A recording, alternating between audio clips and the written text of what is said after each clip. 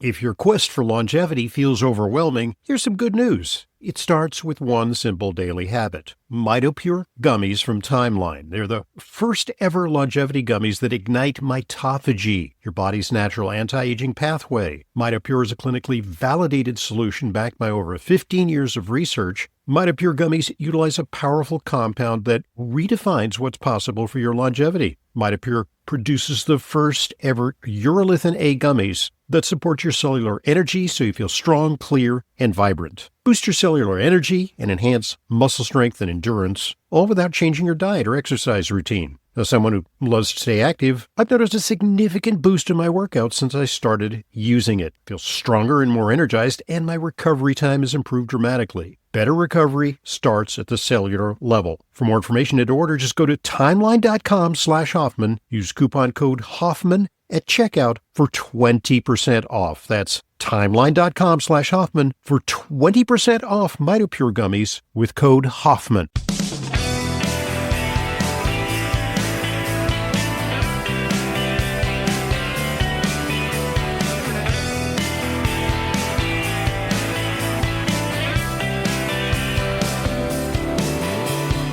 Welcome to today's Intelligent Medicine Podcast. I'm your host, Dr. Ronald Hoffman. Today's subject is something that we haven't talked too much about. It is a subject that is too often ignored when we talk about the overall health picture for Americans. It has to do with the care that we render to our parents or our grandparents, what is sometimes termed senior care or assisted living. And we're certainly lacking certain elements when it comes to optimizing the care of seniors. I came across a guy who we're going to be interviewing today. He's Hal Cranmer, and he heads up, along with his wife, he's co-owner of A Paradise for Parents Assisted Living Homes. And the reason that I've invited him on the program is that he has taken kind of a novel approach to assisted living. Assisted living often is kind of warehousing seniors. Yes, there are nominal programs to keep them entertained and amused. They play games. Maybe there's, people coming in playing musical instruments. But mostly it's warehousing and kind of perfunctory medical care. And so today's guest, Hal Cranmer, is attempting to revolutionize the paradigm. He has been involved in running assisted living homes for 12 years. He purchased several assisted living homes and has attempted to optimize the care that's offered within them. So I wanted to interview him today and talk a little bit about what may be possible for assisted living, because after all, this is something that has implications not just for us in terms of care of our parents or our grandparents, but ultimately, potentially for us. So, Hal, it's a pleasure having you on Intelligent Medicine. Thanks very much for joining us. Hey, thanks, Dr. Hoffman. It's wonderful to be here, and I really appreciate the invite. Well, it's my great pleasure. Well, I hunted you down. Sometimes guests, they pitch me, and I say, that sounds interesting. Let's bring this person on. But I kind of tracked you down because I thought this might make an interesting story for our Intelligent Medicine listeners. So thanks for joining us from Arizona. So give us a little background, because you have kind of an interesting personal background. You were an Air Force pilot at one point. You've had a variety of professional careers before you got into the business of taking care of seniors. So tell us a little bit about your journey and how you got inspired to attempt to change the paradigm. Okay, sure.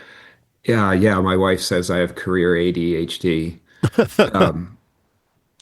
I graduated from the Air Force Academy in Colorado Springs in 1989, and like most of the cadets there, wanted to be a pilot for the Air Force. And I ended up, after graduating from pilot training in Phoenix here at the old Williams Air Force Base, flying C-130s mostly, the big planes dropping paratroopers.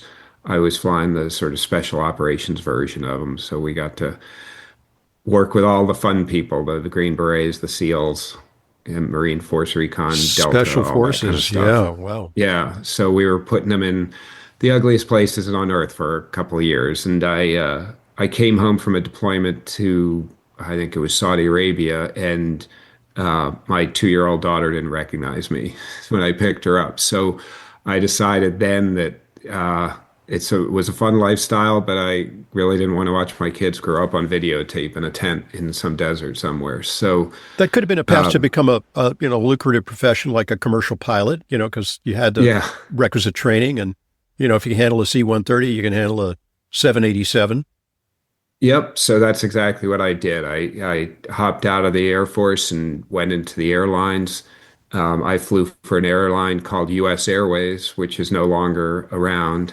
Flew with them for about 3 years, and then 9/11 happened, and half the pilots in America pretty much got laid off. Wow. After that, the airlines were just bleeding money like crazy. US Air was about 3 weeks from bankruptcy when another airline, America West, bought them, but they laid off 40% of their pilots. So we were all, and because everyone was laying off, there was no other pilot jobs around. I really didn't want to go back into the Air Force like a lot of my friends did. And so I just found a job in manufacturing. I had a family connection in a big industrial manufacturing company in Minnesota, and they hired me as an internal auditor, which is quite the career path going from pilot to internal auditor. So I spent a whole lot of time in manufacturing, maybe 15 years, working my way up to as high as plant manager. And then I was gotten a little craze on the side of flipping houses and setting up rental properties that was happening around 2008 when everyone was foreclosing. And then I was talking to another investor who said, "Hey, if you like, you know, cash flowing properties, you should look into assisted living." So I Hmm. kind of got into this as a real estate investment more than anything else. Took a class in it. My kids at the time were very interested in going to Arizona State. My in-laws were snowbirds down here, and Hmm. we go down here a bunch on spring break, and they really liked Arizona. So it Great just sort of all lifestyle. came Yeah. together. A Yeah, lifestyle state. the Yeah.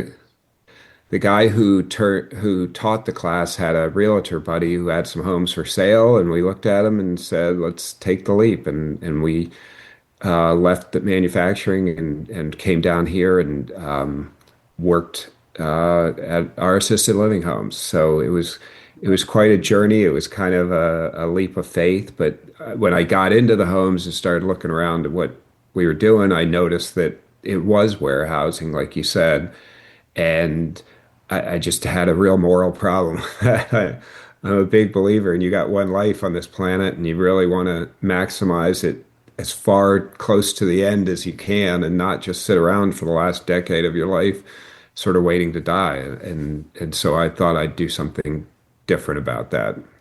So that's interesting. So instead of maximum leveraging, flipping real estate and acquiring these properties, you decided not to take a cold-blooded approach to it, but actually uh, make a committed effort to upgrade the standards of care in some of these places. So, what are some of the things that you observed as you began to enter the industry that maybe didn't make you so happy? Uh, I I think the lack, yes, we assisted living homes advertise they have activities. That's a big one, Yeah. but no one really talked about like fitness activities. It was maybe some yoga or Tai Chi classes or something, but it wasn't like we're not going to produce any Tai Chi masters in here. And it just seemed like it was sort of checking the box of, you Hmm. know, we're going to say we have activities. Most of the activities were bingo or they were chair yoga that people were sort of just sitting in their chair and sort of moving their arms around. Nothing that I thought this is going to make people healthier. These Right. people are wheelchair bound, bed bound, really having trouble walking. I thought they need more activity. I've been a fan of fitness and working out my whole life. Hmm. So I just thought it seems like we could do more. Another thing that bothered me is seeing how many medications people were on. Yeah. I had many people in my homes that were on 20 to 30 medications. And by the way, the way that this generally takes place is outside doctors prescribe medications, and then all these medications come into the assisted living facility. But the doctors or the supervisory medical people there don't want to mess with it. They just say, this is take your meds. They don't, basically they bow to the authority of outside physicians. But there's an important movement afoot, which is called deprescribing. And actually, from what I read about your centers, you're a fan of deprescribing when, there's an excess medical medicine burden, when medicines clash with one another, or patients feel, unduly sedated or have balance problems. It's worth investigating. Do we need all these drugs? And I didn't see a big emphasis on deprescribing. Right. Right. It was what happens typically for someone in an assisted living home is the mother or father falls and breaks their hip or has some kind of other injury. They're already on some prescription drugs before that happens. Then they go to the hospital, they have surgery or they have some kind of procedure done, which adds some more prescription drugs. Then they're taken to a rehab facility, which tries physical therapy and other modalities to try to help them walk again or something, and add some more drugs. And then they come to the assisted living home, and the doctor at the assisted living home looks at all of that and adds a few more. So it's this vicious cycle, and no one along that chain wants to go, well, let's disregard what the previous person said and take you off that, and we'll put you on this, and mix it up and try to level it out and bring it down. It's just, we're just going to add and add and add.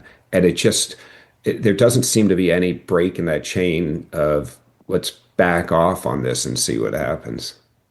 So you mentioned exercise. Exercise clearly, I mean, among all the hypothesized ways of staving off cognitive decline, whether it's vitamins or medications, exercise stands head and shoulders above all of them in terms of supporting brain function, generating brain-derived neurotrophic factor, which is kind of like Miracle-Gro for your neurons in your brain. So how do you incorporate meaningful exercise for people who, they have physical limitations, they're older, perhaps they have undergone sedentary lifestyles? Yeah. Before we get into that, exercise and nutrition are my two main things. So we'll talk about nutrition a little bit too. But yes, absolutely. Everything you said is spot on. What I see in assisted living is we're very worried about grandma falling and breaking something, right? So the more we can put them in a chair, a wheelchair, or a bed, the less risk they have of falling, right? We're cosseting them. Right. We're all our thoughts of safety countermand the thoughts of exercise. And I try to tell people in my homes, the way we stop them from falling is we work on their balance and their strength so their bodies don't fall. Right? You'd think it's obvious, but it's not, because there's this awful thing called sarcopenia that you and I probably both are experiencing, that happens after your 30s or 40s. You're trying hard to fend it off. Yeah, but it's an inexorable process. Yeah. So I tell people working out in your 80s is more important than working out in your 20s. Yeah. So we have personal trainers who have bands, who have barbells, weights, kettlebells, things like that we do exercise with. We have a guy who does yoga classes via Zoom, and our caregivers are tasked with at least taking them for walks every day. I'm a big fan of sunshine and fresh air. Let's do this outside. So we walk. All our homes are in neighborhoods. You wouldn't know it is an assisted living home when you drove by it. We just take them out and walk around the quiet neighborhood. They have parks a block away, so they go out in the park and walk the trails on the parks. Just get that sunshine, especially if we can do it early in the morning, reset their circadian rhythm with the sunlight. Yes, that's very key. Assuming we're not, it's not 115, which happens here in Phoenix a couple months out of the year. But we'll still try to go early before it gets real hot. And then we also have a device in a couple of our homes called exercise with oxygen therapy, which It's basically a stationary bike, and you wear an oxygen mask over your nose and mouth, and it's hooked up to some concentrators and some bags that sort of acts as accumulators. And we have two switches on the machine. We can give them 85% oxygen, which we start them off. It's about a 15-minute workout. Hmm. And that sort of helps flood the body, give them a bunch of oxygen to get warmed up with. And then we can switch it to 14% oxygen. Air is 20% oxygen. Hmm. So we're simulating there at higher altitude. Right, which is And actually we a have, conditioning stress. It's a bit of a stress, but it exactly, actually we want to it stress their body a little. it turns out that parenthetically, people who live in Colorado at altitude generally, the statistics show that they're the healthiest people in the country, lower I risk of, believe it. health problems, and also lower risk of obesity. Something interesting happens when you're at altitude, and just a little bit, I guess they call it hormesis, a little bit of oxygen deprivation stress can have a conditioning effect. Even if, maybe you're not able to, run a 5K race, which also causes some oxygen deprivation, but can simulate oxygen deprivation for someone who can't move all that readily, right? Exactly. Yeah. In fact, I was in Colorado recently and I hiked up a 13,000-foot peak with some of my friends, and I was pretty winded at the Pretty end of it. gassed. Yeah. And and then I look over and there's like 570-something-year-old ladies having a picnic at the top of the peak. I Oh, felt very wow. inadequate. But Yeah. yes, I firmly believe in high altitude. So when we switch it to 14, we have a pulse oximeter on their finger so we can monitor their oxygen level so it doesn't get too low. We see it get down into the Hmm. 88, 85 range is what the people who trained us on the device told us to get to. And that dilates your blood vessels too. Interesting. It gets your heart pumping, it stresses, and it prioritizes where in your body the oxygen is going to flow to, like your brain. Right. So we have them get down to 85 as they are pedaling the spike and put a little workout on them.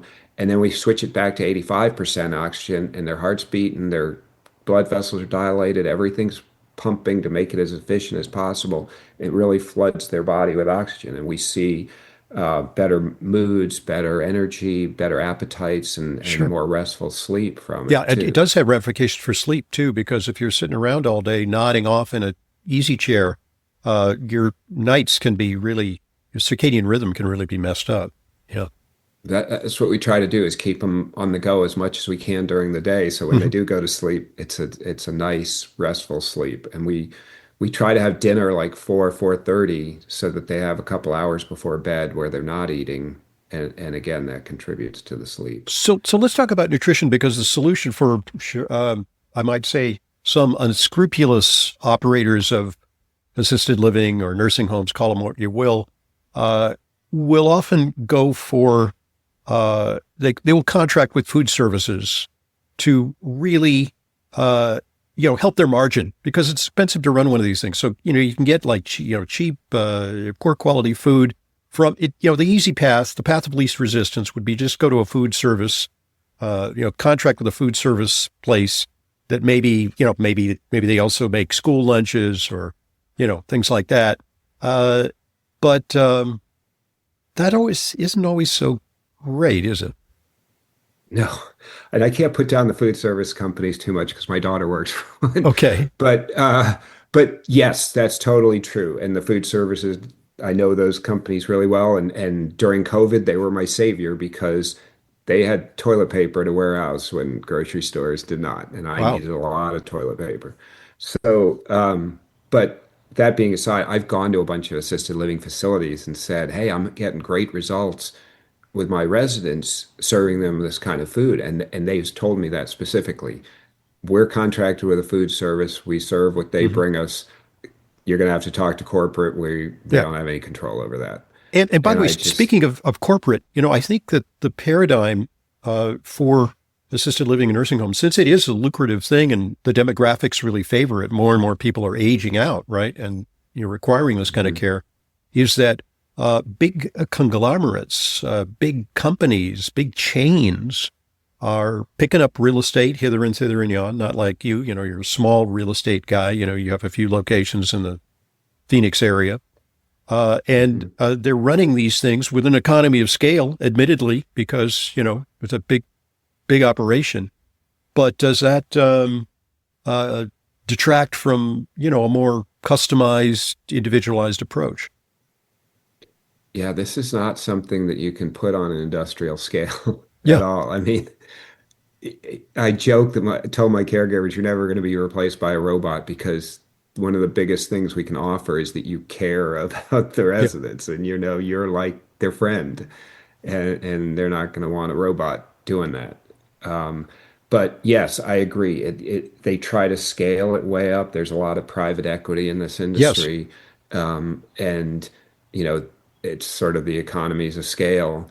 But it you start getting ratios of caregivers to residents that it's Right. like 1 to 15 and Right. 1 to 20, and I'd go out of my mind trying to take care of 20 Hmm. elderly people, But that's what and the yet bean these counters caregivers call do. for, because the bean counters are looking Right. at margins, they're looking at profits and returns. The private equity Yeah. investors demand high returns, so they're kind of Hmm. squeezing as much lard out of the stone as they can.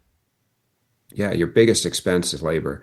And like the turnover is incredible in those big facilities. People Hmm. just get burned out so Yeah. quickly and they quit. And so they're just a constant churn of advertising for new caregivers Oh, and, pushing to fill up. There is a big caregiver shortage in this United States. In comparison, I think I may have one caregiver that's been with me less than 5 years. All my wow. other caregivers have been with me at least five.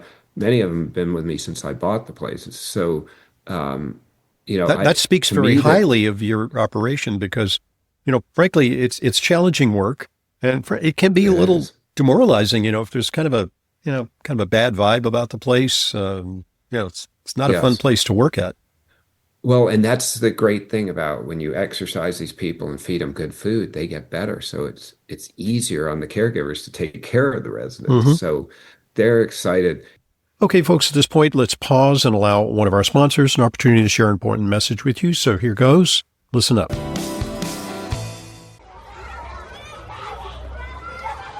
Kids don't just bring home homework, they bring home germs. And those germs don't just stay with them, they spread to the whole household. That's why Clear Nasal Spray was created by a practicing physician to give parents and grandparents peace of mind.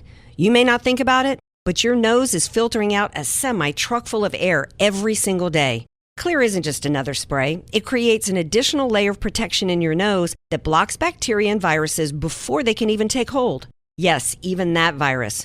Supporting your body's defenses right where germs first try to enter. Clear is a hygiene product recommended for daily use, drug-free, non-drowsy, and safe for all ages. Just a quick spray in the morning and evening helps you cleanse your nose. Don't just hope for protection, create it. Get Clear Nasal Spray, your daily defense. Clear Nasal Spray is available at retailers nationwide and online. Check out xlear.com for our special offers. That's xlear.com. Thanks for listening. Thanks for supporting our sponsors. They are what make intelligent medicine continuing free resource to you. And now back to today's guest, Hal Cranmer, co-owner of a Paradise for Parents assisted living homes. I want to pivot a little bit to talk a little bit about your dietary philosophy. Now, as you well know, there's a new dietary pyramid. It basically flips the script on the old dietary pyramid, which called for 6 to 11 servings of carbohydrates per day. They said that they should be whole grains, but these, people construe, whole grain Cheerios to be a whole grain, or a pumpernickel bagel to be whole grain, when really there's just this kind of a smidge of whole grains that's added to it to provide a health halo. So, what is your dietary philosophy? So I was very inspired by the work of a Dr. Dale Bredesen, Hmm. and I don't know if Been a you've guest on heard the of him or program, your and I'm listeners. very familiar Oh, with the Bredesen great. protocol. But tell us about that. All Yeah. right. Yeah, I think Dale Bredesen should deserves a Nobel Prize. I'm Hmm. very fond of him. He's basically explained how, you know, the brain can run on two fuels. I guess the body can too. We've got glucose and we've got fat or ketones. And so a lot of the problems with dementia and Alzheimer's, which affects a lot of my residents, is that they've got inflammation or they've got a lot of insulin resistance. And I can tell you, it's very rare that I get someone in that has some form of dementia that doesn't seem addicted to sugar. Right. Like they just want sugar all the Right. time. They're And I've been 99% told metabolically unhealthy, to use the pretty term much, for it. Yeah. right. Yeah. And so I I I know sugar is sort of one of the last tastes you get on your Yeah. taste buds as you get very elderly. It's like So the there's last some of form of that too. gratification that one might have. Yeah. Exactly. Like we don't have a lot of mobility, so this is our highlight for the day, Yeah. you know. Yeah. So I don't want to necessarily take that away from them, but our goal is to try to make things as low glycemic and as low carbohydrate that turns into sugar as possible, is what Dale Bredesen kind of showed with Sure. his research. And so we want to get people into ketosis so their brain's running on ketones and fat rather than running on sugar or glucose kind of thing. So that's our philosophy. I work with a nutritionist. Actually, I call her I'm supposed to call her a health coach because she doesn't have the nutrition labels because mainstream nutrition's not real good. And she is certified by Maria and Craig Emmerich. I don't know if you know Hmm. them, but they Hmm. make a lot of cookbooks about how to do low carb Hmm. without like just serving raw sardines to people all the time, right? It's Right. Yeah. Make it let's palatable. make Yeah. good recipes, Yeah. that people like. And but we just swap ingredients out that make it, instead Hmm. of 50 grams of carbs in this serving of lasagna, it's 5 grams of carbs. Hmm. And so we really try to limit the amount of carbohydrates per day.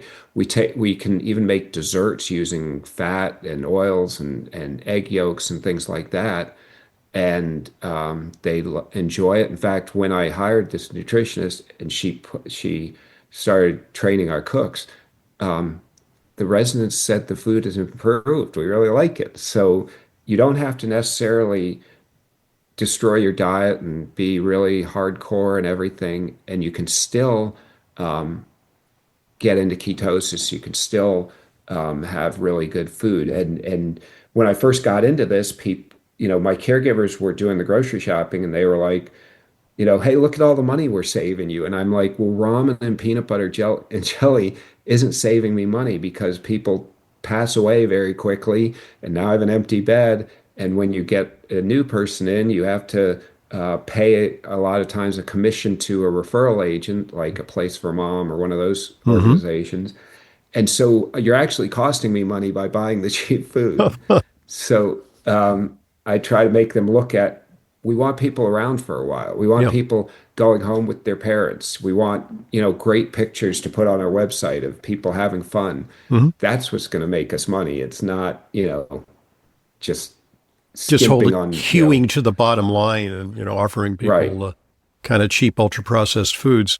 Do you see right. any weight loss? Because clearly presents a problem when you got, someone who's 85 years old and they weigh, 225 pounds and they have reduced mobility and musculature. And maybe they've got, musculoskeletal challenges, arthritis. Losing 25, 30 pounds could really be a boon. Yeah, I have two ladies who've lost over 220 pounds each. What? And One one are came, we talking GLP-1 drugs? Or are we talking just, no, we're talking diet. wow. I take that back. One of the ladies took a little of the GLP-1, Okay. but didn't Okay. like it and so stopped. But yeah, it was all diet. And one came to me weighing 460, the other one came to me weighing 550. Wow. And yeah, the one 550 is in independent living now, and the one 460 came to us completely bedbound. She is standing up, So and they, we're they, they close flunked to her assisted living. walking. They had to be, sent back Yeah, out. Okay. exactly. I would prefer to think of it as graduated rather than Graduated. flunked. Okay. Yeah. No, I agree. But I've got a lot of people losing 50 to 70 pounds. Hmm. I take people off their diabetes Sure. medication, their insulin regularly. Hmm. Sometimes they want to stay on metformin. I try to encourage them, and we work with the doctors. We're Sure. like, because one of the things I notice is people who are very diabetic, when they get on these programs, sometimes we have to be very careful because they're Sure. still taking a bunch of insulin, and that sugar can really go the Yeah. opposite direction Yeah. in a hurry. So you And so really you do have to have to do it taper under the medical insulin. supervision because it's like, the Absolutely. results of the diet change can be uh, so good in effect Yeah. that it requires a, proper taper of medication. So yes, medical supervision is necessary when you do that. All right. But Great stuff. the morale of the Go ahead. people Yeah, increases tremendously when sure. they see themselves losing weight too. They're Ye- very excited. But the nice thing about this diet is too, when you get the 85-year-old lady who weighs, 87 pounds, we can actually get her to gain weight on the Sure. diet as well. So you can go both ways. That with a little bit of resistance exercise, and they're building weight the right way with increasing lean body mass as opposed to just putting on Exactly. fat reserves. Great stuff. We'd like to pause because we divide our podcast into two parts. But before we do that, just give us the heads up on how people can find out about a Paradise for Parents assisted living homes. Sure. Our website is a paradiseforparents.com. I'm on, if you search for my name on X or Twitter, I'm on there. I'm on Instagram, although I don't post much on that. And then we have a Paradise for Parents Assisted Living is the name of our Facebook page. I also started a page called Brainstorming Alzheimer's in Facebook just to, hey, here's stuff I'm researching and finding out and put success stories and things that help people in their home. And recently, my nutritionist and I started a online community called thriveatyourhome.com. If you want to join us there, because what I find is people come to assisted living when their family's overwhelmed taking care of Yes. them. They've had dementia 10 to 15 years. They're in the very late stages of it, and it's very hard to do much about it at that point. Where we started this online community, we thought, well, when you first have it, that's the time to really radically change your lifestyle. And there's a lot of cases of people completely reversing it. I know several Wow. personally. So Yeah. Fend off that's why we started disability. that community. Get ahead of it. Yeah. It's great. Yeah. Fantastic. Okay. So today we're talking to Hal Cranmer. He's co-owner with his wife of a Paradise for Parents assisted living homes. And, this is, I think, a oft ignored subject. And that's why we're delving into it here on Intelligent Medicine is how do we take care of senior adults? More and more adults no longer able to stay at home. In the old days, it used to be, stay with your family, you have multi-generational households. That paradigm has changed to the detriment of many seniors who, in effect, get warehoused in mega facilities that don't offer individualized and I think really recuperative care, because we're not just talking about sustaining their lives in the twilight years. We're talking about also maybe affecting improvements in their status, and that's what this is all about. So when we return, more on the subject of an enlightened view of assisted living. I'm Dr. Ronald Hoffman, and this is the Intelligent Medicine Podcast.